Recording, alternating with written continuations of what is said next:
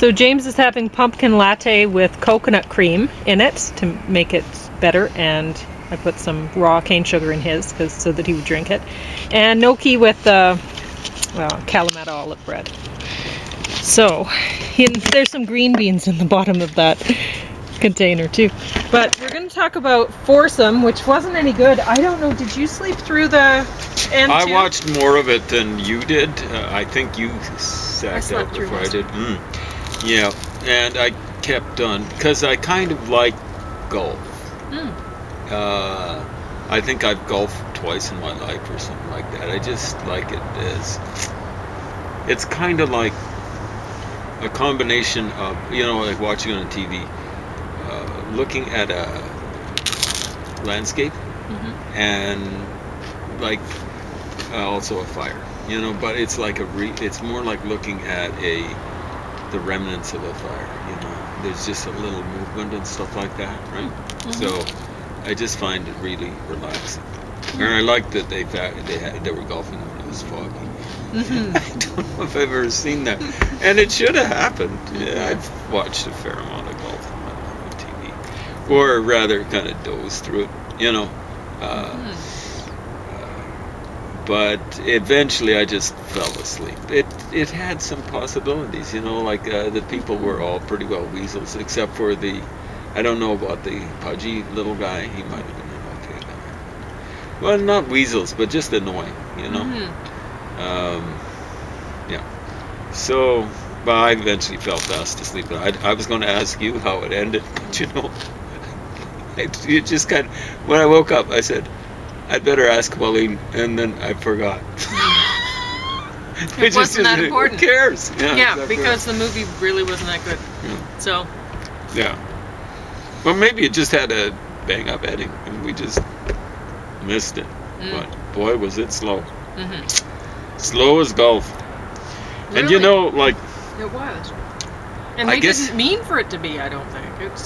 I don't know. They were trying to have exciting things in there. Yeah, like kind of marital problems. Features. Yeah, exactly right. And, I think it was for guys. Do you get that impression? Because there's so much focus on the golf, and the women were kind of like... Yeah, and the women their age, they found unattractive. Well, I think that's kind of the way guys tend to be. So, and the thing is, they were not particularly attractive in any way, shape, or form. I think the one guy some women considered attractive stayed in shape, who was the good golfer and things like that. Of course, he was a total weasel and just a rebarbative type of personality, but I don't know, I guess some women get attracted by that. Yeah, I don't know. Fatal attraction. Anyway. I don't know, it's funny. Because James will often, well, he stopped because I told him it doesn't help. But you'll often tell me, you look like you're 30 years old still, or whatever. Or you look like you're... 20. Yeah, he'll tell me things like that, and I'm like, no, I really don't. I know that I don't. Because when I was that age, there were a lot of guys approaching me. Yeah. Of all ages, is that? Yeah. Well, okay. Anyway, I don't know. You've got a better perspective on it than I. Now I might be able to woo some 80-year-old. You might think I look. Yeah. Oh, there are guys in their 70s that are very attractive too. I'm not going to name examples, but yeah. So I'm not making that up. Right? Anyway. Might help if I didn't dress like this. It's not like I'm tarting myself up, I suppose, but I don't really want anyone to. So you don't like the pumpkin latte? Did I not make it sweet enough for you? Yes. Hot. No, it's too hot. It's too hot. So what is the hot ingredient in it again? Ginger. Yeah, okay. Anyway, it's going to be a little at a time. Because that's too much for me to sock down the way I do. But there's some medicinal... This is a very medicinal latte. Well, it tastes plenty. That way. Yeah. Okay. Not for James. Well, it's too okay. hot. You know, it's hot, but it's still pretty sweet. You know what I'm saying? So it's good taste, but when it's hot, I can only take so much, right? I can guzzle it down. Yeah. That's not bad. You know, people like, it's just my constitution can't take that stuff. And I can drink it without the sugar and the See? cream. Well, But anyway, there's that's amazing. a fair amount of cinnamon in there, and quite a bit of nutmeg, cloves, and ginger. And I drank 2/3. He's gonna drink 1/3. If maybe he is. I hope. That's Because my I drank intent. 2 of the glasses today, and Yeah, it's amazing. Oh, we'll okay. see if he gets through the one. And it was about a size of pumpkin, about that big.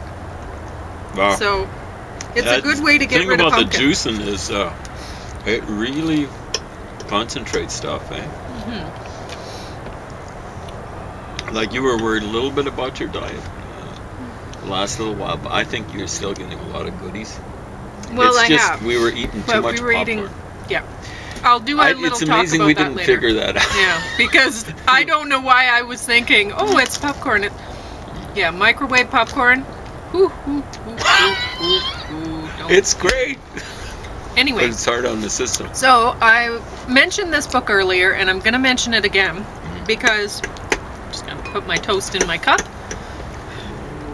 because it's really bad. This recipe book is so bad. I might even enjoy don't it. get the impression that she made most of her recipes. She's a little bit not healthy looking. She's a little bit on the chubby, I think. No, she's actually pretty. Look now, she's actually in good shape for her. Okay, well, whatever.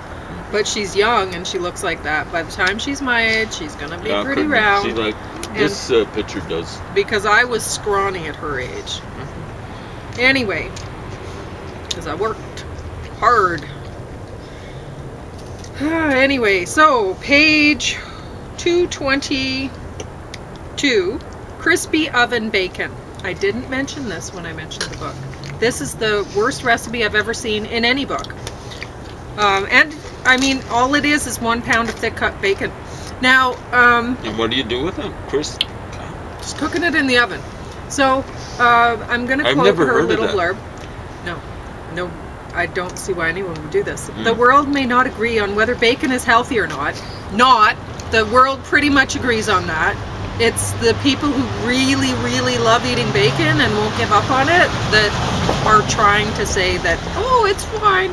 Nope, it's not healthy. The world agrees on that. But I don't think anyone can deny that it's pretty darn tasty.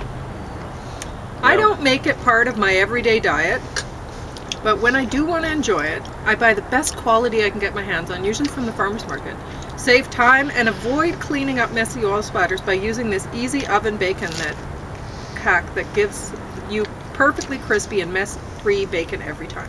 Okay, now, 1, she's not a health nut. Not at all.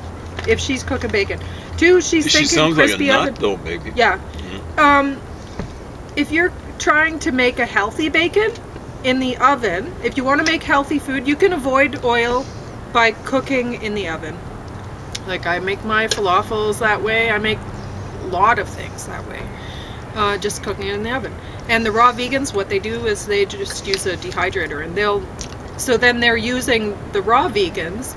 They need more fats because, well, they're vegan in the first place, then they're going raw.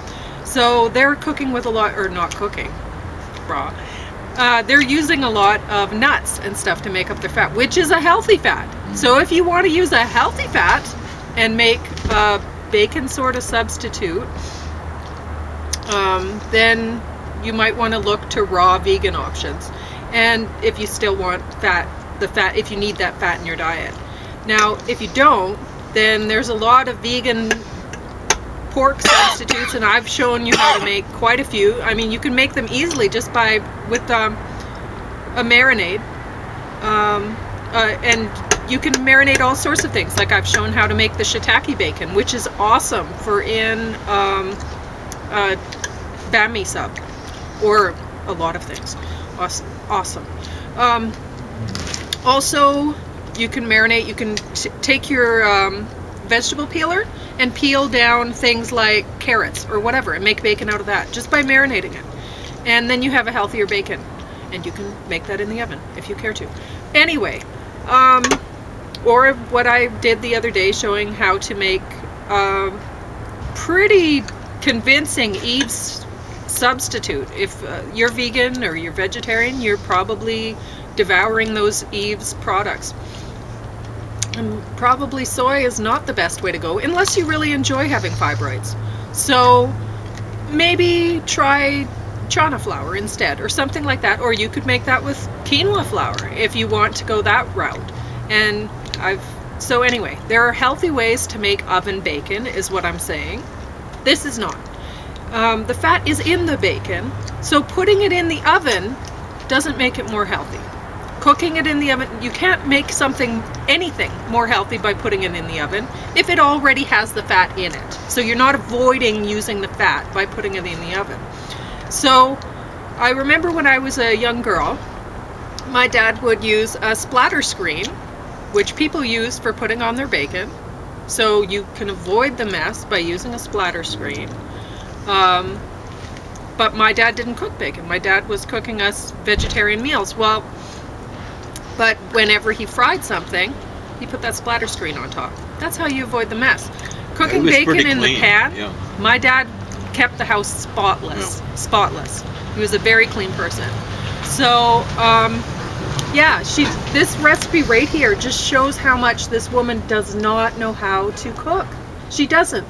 She has no business making a recipe book because she doesn't know how to do it herself.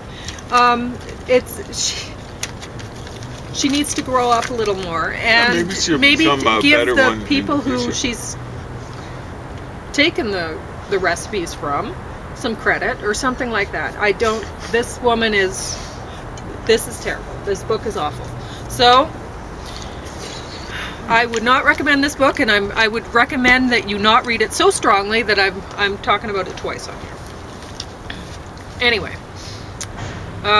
Lecture 20. So I'm going back to an introduction to infectious diseases, and I'm hoping to wrap this up today. Oh, I'm going to mention briefly the benefits and risks of artificial intelligence. November 21st, 2019, public professor, University of Lethbridge, presentation, I guess, by Dr. Jackie Rice, which was excellent. So look that up. If she recommended a book called Weapons of Math Destruction. So if you're interested in that topic, she was talking all about how when you do your search on the internet, say you're using Google or whatever, and you look up your searches, well, there's artificial intelligence behind you getting your results back. And so it's all around you, and you don't necessarily think about it, that this artificial intelligence is a part of your life, right? But she was mentioning how they looked at different governments, and the Mexican government was awful for human rights and stuff, and they looked at businesses, and about comparable for how bad they were with human rights was Microsoft. So it gives you something to think about. Now I'm going to go back to Introduction to Infectious Disease, Lecture 20, Health Map online source.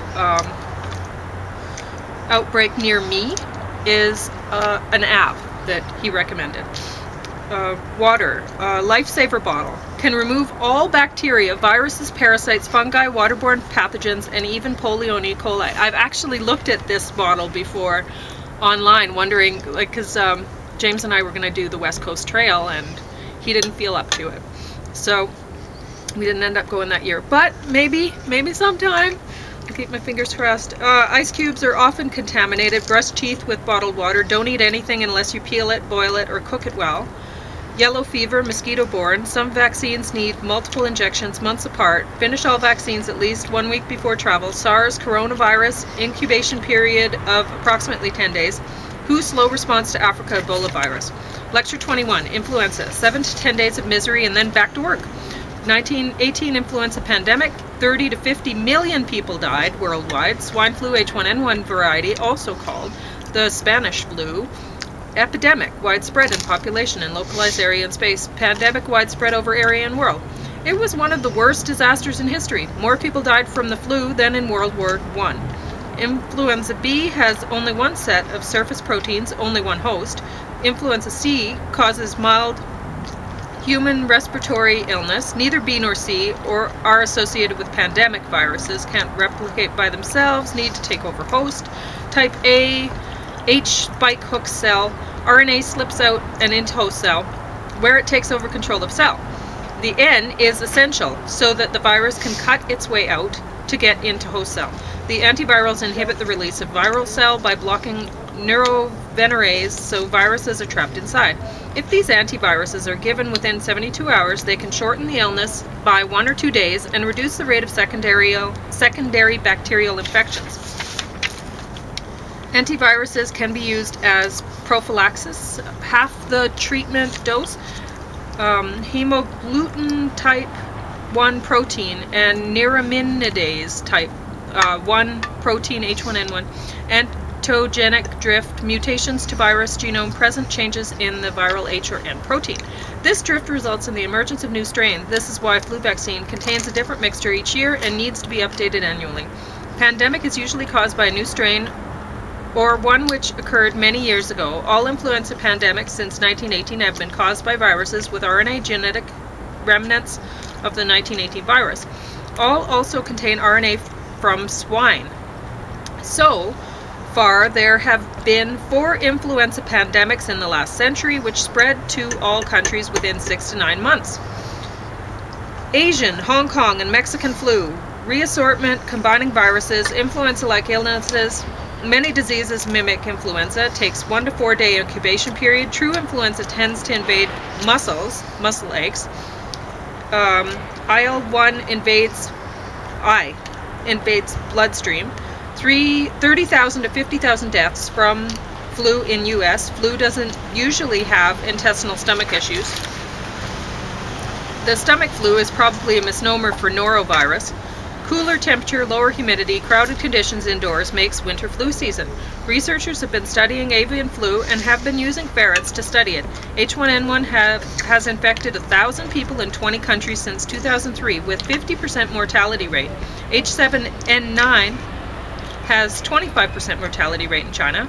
Public is concerned about whether research should be shut down due to risk of unintentional release. Lecture 22, Bioterrorism. Anthrax, Florida. In postal system in U.S., 22 cases of anthrax and 5 deaths, including 2 postal workers. 23 million cost to decontaminate 1 building alone. Type A and B botulism is foodborne. Don't let children under age 1 eat honey. Spores in honey can cause infant botulism. So Bruce Edwards Ivans was suspected and investigated in 2005. Ames strain was unique to this facility. In 2008, he died of a drug overdose.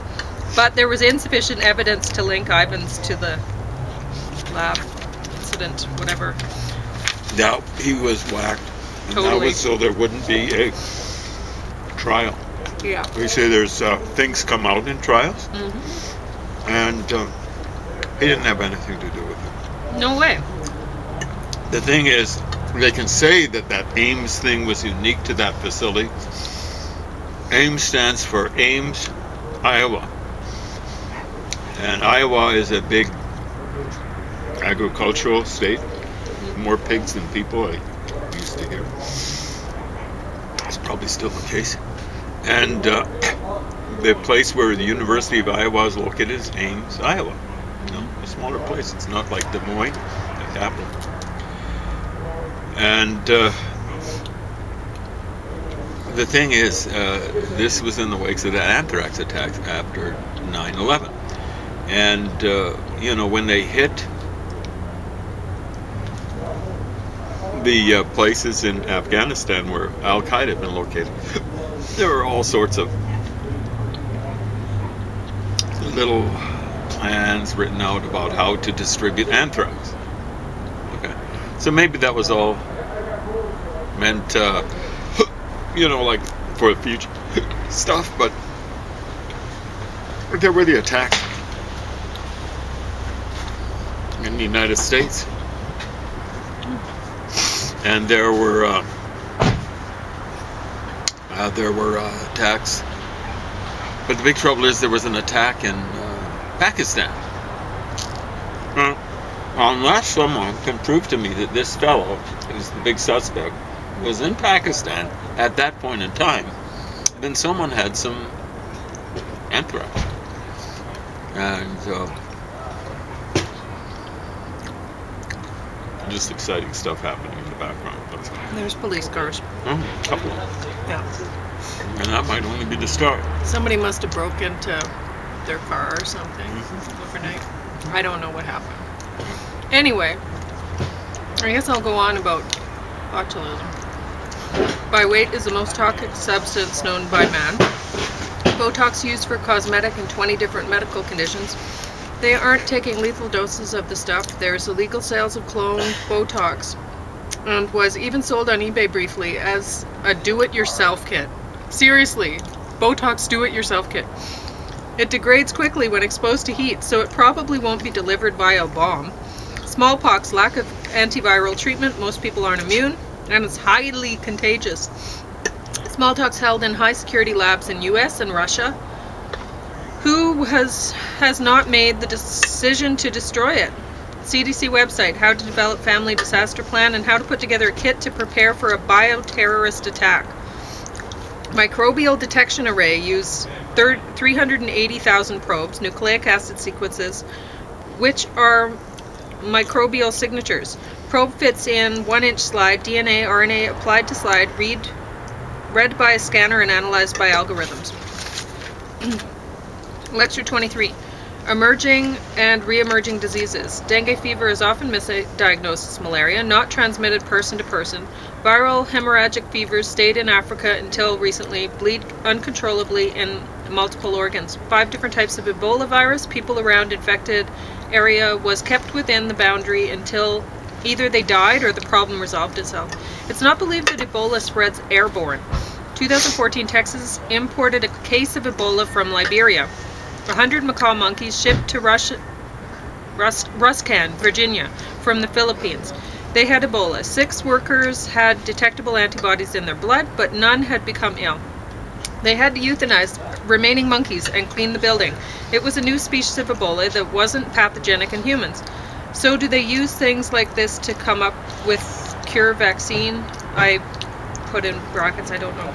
Middle East respiratory virus syndrome. A healthcare worker from Saudi Arabia brought it to the U.S. SARS and MERS are coronaviruses. They can travel in air more than 8 feet from person to person. Cordon sanitaire until outbreak ends. So that's where no one gets in or out, sort of thing. Ebola thought to come from fruit bats. Bat soup is a common street food in Guinea. MERS first surfaced in 2012 in the Middle East. Was camel the direct source? It can live in camel's milk for up to 72 hours. West Nile, first found in U.S. in 1999. 50% infected are asymptomatic. American robin, super spreader. Mosquito to robin, mosquito to human. Chikungunya? Deaths are unusual. From Africa, now in U.S. since 2014. That map is covered with chikungunya. Measles was eradicated in 2000, and now it's on the rise again. It's airborne. One guy got it and infected 1,500 people in the New York area. Jeez. Mumps vaccine is only 80 to 90% effective. Most colleges now require proof of at least 2 vaccinations. Whooping cough surfaces from time to time, but more incidences now. The new vaccine decreases risk of seizures, but may not last as long. Measles, mumps, and pertussis are carefully monitored by the CDC. Chronic disease may stem from infections. Peptic ulcer caused by Helicobacter pylori, not stress. So remember a little while ago, I couldn't think of what that was. I was like, there was a book that I was reviewing, and she was talking about stress causing ulcers, and I'm like, no, that's what used to be thought. And this woman, it was a recently published book, and I'm like, wow.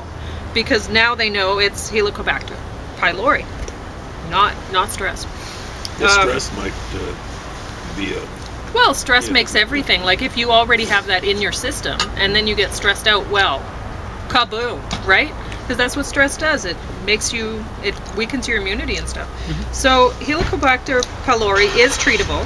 The germs could directly cause the disease or cause autoimmune response. Yeah. Lecture 24, the next pandemic. So he has this table which I've drawn out, which is really useful. So when you look at lecture 24, I drew out the table, and I think everyone should, honestly, so you can keep the thing straight, because you don't necessarily remember, wait, is that thing a virus or is it bacteria or whatever? For me, anyways, it's nice to remember these things, right? Ideal elements for a pandemic germ: human-to-human transmission, potential to mutate rapidly, no known treatment or vaccine, capacity to spread rapidly, high mortality rate, short incubation period, resistance to multiple antibiotics. He's not concerned about tick-borne diseases, since he says they're regional, not global, and I think that's naive. He's not worried about insect-borne diseases for similar reasons, and the fact that the vectors can be controlled in developed countries. Well, the developed countries just don't have them as much. Yeah. Well, I don't know. We'll see what's going to happen. They tend to be in temperate zones, but we'll see what happens with global warming. Climate change. It probably would be an increasing problem. Right? Spreading mosquitoes.